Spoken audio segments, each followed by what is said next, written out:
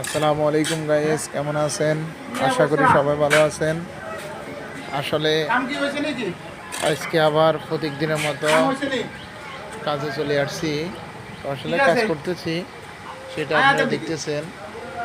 এখন বিষয়টা হইলো, এটা হচ্ছে মনে করেন একটি রুম, একটি পুরান ঘরের সাথে আরও একটি রুম তৈরি করা হইতেছে।